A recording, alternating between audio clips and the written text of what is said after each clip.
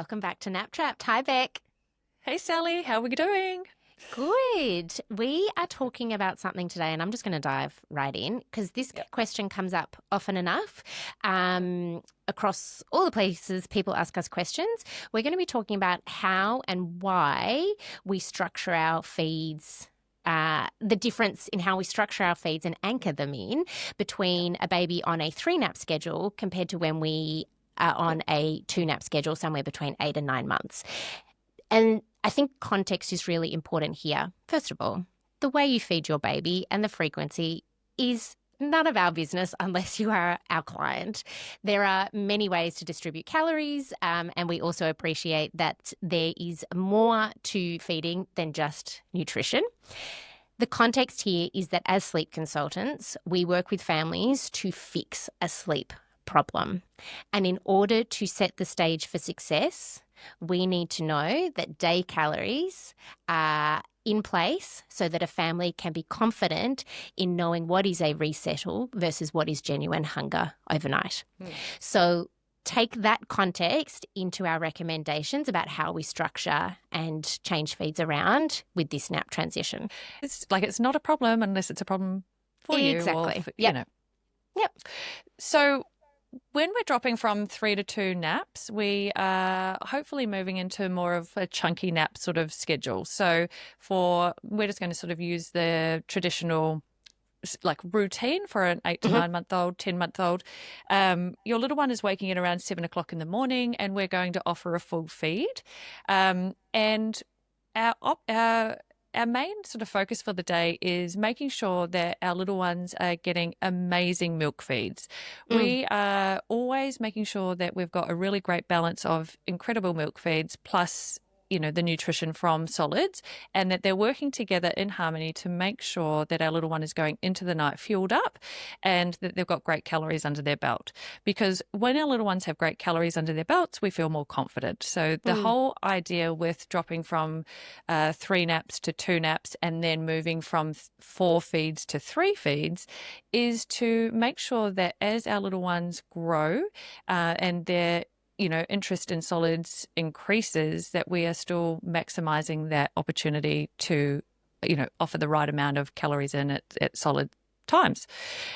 It's a balance, isn't it? We want to Yes, it's a create balance. enough appetite and enthusiasm for both great milk feeds and for great solids feeds so that you're not left having to top up because you did multiple feeds in a wake window and then there was no appetite left for hunger, but then you're worried that they didn't take solids, so they need another milk feed, and it can just kind of spiral. And I think also in terms of that, we work with a lot of families who have multiple feeds still in play overnight.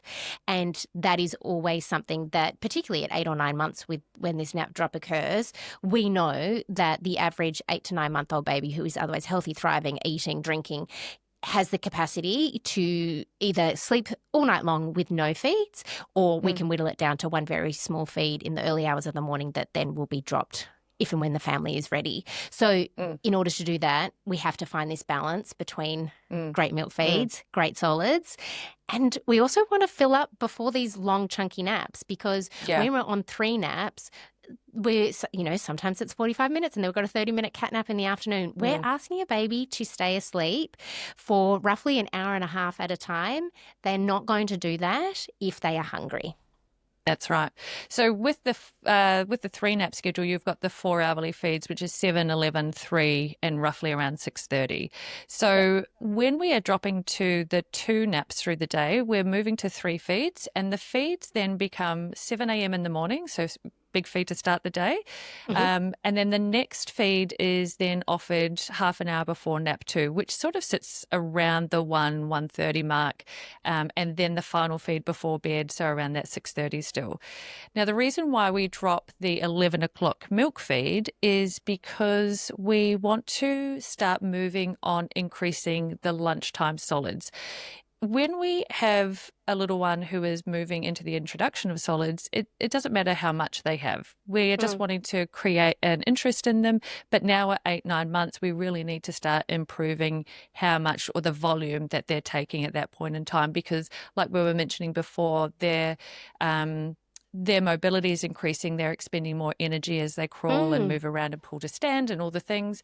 So we need to support that by offering more calories.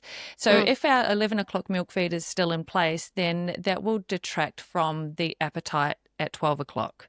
So it means that we're having a great milk feed, but we're still sort of only having like a smallish solids, and then we're asking our little ones to do a really big stretch until their second nap. If we take the 11 o'clock milk feed out of the mix, then the appetite is then genuinely created for a great solids at 12 o'clock. So by 12 o'clock, they're like, oh my God, like I'm really into Open the buffet. give it to me now. I am ready. So, that's where we're having like our big main meal of the day. So it's, spaghetti bolognese, it's, chicken, beef, lamb casseroles with your veg. We want some protein in the mix. Carbies. Yeah. So I always sort of say to my families, think about what your dinner time menu would look like, and that you actually want that in at lunchtime. So you're really fueling your little one up to be able to take that nice long chunky second sleep, and with the addition then of having a really great milk feed before their second nap. So the spacing is that you create the appetite in the morning for the nice lunch, so at around 12 o'clock, but then you also have a nice gap between lunch and the second feed, so that there is an appetite created for your little one to want to take a really nice big milk feed before they go down for nap 2. So that's where the spacing is important in terms of where you put your lunch and where you put your second milk feed. Does that make sense, Sally? I remember I breastfed both of my babies, and I remember having this realization very early on, like probably even when they went from like newborn cluster feeding to, now they feed 2 to 3 hourly. And I thought, we start weaning basically from the day they're born. I remember having this realization because I was like, do I need to worry about supply? Like, if my baby's naturally going to 2 to 3 hours, all those things that particularly as a first-time mother, I didn't know. I was just sort of going with the flow and making it up as I went along. And then I thought, no, this is always for the next age and state. It is a natural progression. We know, I stopped feeding both of mine at 13 months, but we were down to just the pre-bed breastfeed, and they ate all day. They ate all day. But I do remember that moment of like, weaning starts now, even though I'm not actively doing anything for it. And I think I always understand when families have a moment of concern or maybe anxiety around, we're dropping a milk feed. And what I would say is that this is all part of the weaning process. Again, when we're working, we are fixing a problem and creating confidence and appetite in all the right places. But there is a natural progression because you and I also both work often with families at 14 months, let's say, who are still having so many milk feeds, and then we're kind of trying to pull back, and that baby really knows about a bottle at 14 months and can be quite loud about it. And so often when I work with families in that scenario, when we pull back on milk appropriately and we do wean, their so-called picky eater is no longer a picky eater. They were just too full with milk. Now, that is not necessarily the case at 8 or 9 months with this nap drop, but we are looking to sort of future-proof from that scenario where you're still offering 3 to 4 bottles overnight for a toddler. So if we start structuring the day, it goes hand in hand with the natural weaning process, with the nap drop, and then you just start to move forward, and if and when you're ready, you whittle things down much closer to 12 months and beyond. So we're always thinking ahead, you and I. We are always. It's exhausting. We are. And it also sort of goes hand in hand. So as we sort of move through the day, so sorry to cut you off, Sally. No, not at all. It's sort of, I want families to be reassured that the second half of the day is sort of where we're focusing our attention in terms of calories and really fueling our little ones up for sleep overnight. So while we initially had 4 milk feeds through the day, so 2 in the morning, 2 in the afternoon, the calorie count for the afternoon with milk is still the same because there is still Yeah. two milk feeds in the second half of the day. Yep. They're just at different timings. So, around that 1:30 mark and then one before bed. So there's still two full feeds in there. But now there is the addition of having a really gung-ho lunch. Yeah, big lunch. Then big lunch. The other thing too that will happen is because that milk feed is now, say, around that 1:30 mark, there is then a really good gap that's created in order to boost dinner time as well. So when our little ones are having their dinner around 5 o'clock-ish mark, they're able to take a little bit more at that point, and there is a better interest in the solids because they haven't just had a full milk feed at 3 o'clock. Like, the spacing is now really important to create appetite and for interest to occur, so you can start introducing different foods and so forth into the mix, because a little one is more curious and more interested in wanting to explore a little bit more with food. So that's where the calories start to really increase, because we've got these windows of time where appetite is now peaked. The other thing that we want to make sure of is that final feed before bed is always a really good one. Like, we're always maintaining that if the final feed is impacted in any way, then your confidence is going to drop a little bit overnight. So we're making sure that confidence is boosted as you go into the night. And we always want to make sure that while your little one is having a really great dinner, they're not actually having so much dinner that it's impacting that final milk feed before bed. So if you're finding that might be a little spin-off from, the increase in solids, like at 5 o'clock, maybe just pull back just a touch, just to sort of bring that nice big full milk feed back into the mix for a little while. And then once you've got the new sort of scheduling rolling out for a good couple of weeks, then you can start to increase your solids again at dinner time. And your little one will be so well adjusted to having a final feed that's a really good one that it won't impact them as much, once it's all established, that you can still have a really good solid intake at that point. And I think to your point of that the milk calories still stay the same in the second half of the day.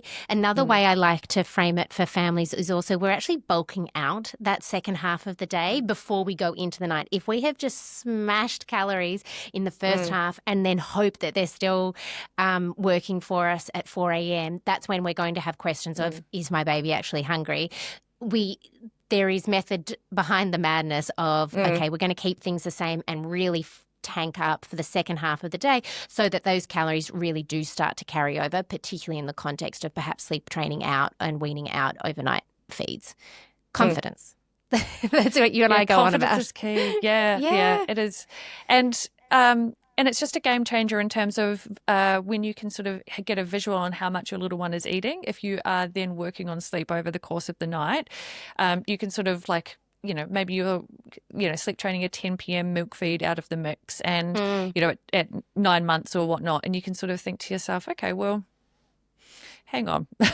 Here's a good example. Yeah, because I read this morning in Snoo Social, which was based on their current schedule, their baby then had a waking 40 minutes like a false start, 40 minutes after bedtime, and wasn't sure if it was hunger because there had been sort of like a half bottle, that's all that was taken. So maybe there was genuine hunger. So fed and then went on into the rest of the night. But it's that we want to reduce that mental load for families of umming and ahhing, because we've talked about this before. We never want to sleep train through genuine hunger. So if you have your day feeds in place, you can then confidently know that 40-minute waking is not a feed. We are going to resettle. There are lots of other reasons that might have caused it, and your job is to consistently support them through that in settling back off to sleep, not to add calories in the mix, which then throws out the next feed, and so the cycle continues. So you and I are very big, and this is one of the reasons why we wanted to create this podcast, is we want to explain the why, because it is all well and good for us to say, and now you're going to put your baby on this schedule and you're going to drop these feeds, and it can all sound a bit, what? There is logic. There is logic. And when it makes sense for you and in the context of fixing a sleep issue or in the context of weaning and moving towards more solids, then hopefully it makes sense and you're able to implement and watch your baby devour Yeah. solids and their milk feeds, breast or bottle, doesn't matter. So long as these are full feeds. I think one of the things that I've noticed over the years of doing this is that there is often a bit of a misconception and an emphasis that fixing baby sleep problems is always about sleep and sleep training and self-settling. And whilst that is definitely part of it, I think where I so commonly start when I read an intake form is feeds. Yeah, 100%. How do we line these up so that we know baby's not hungry? How do we set the stage for longer sleep? That's always the goal. Our job is to get you more sleep, not less. How do we structure this so that you've got some rhythm and routine to your day that is age appropriate? And then we add on any kind of self-settling and sleep training discussion. But I usually, feeds is one of the first places I start. Yeah. I think with solids too, it's very, everyone has their own sort of unique thoughts on how much and when, and the old chestnut of food before one is just for fun. I totally understand where that comes from, but from my perspective, we still need to, our little ones are growing, so they need more. And, it doesn't necessarily all have to come from milk. Like, we really want our little ones to start making headways and great strides with solids to support their growing bodies and getting the nutrients that's required and so forth. So when it comes to sleep, there is a careful balance of making sure we've got incredible milk feeds and, nutrition that brings to the table, along with the introduction of solids, which is going to carry our little ones forward. So I hope that helps to clear that up. Okay. Well, I think that's the episode. I think we're done. Our job is done. Our job is done. And we will see you on the next episode of Nap Trapped. Bye. All right. Goodbye, team. See you later.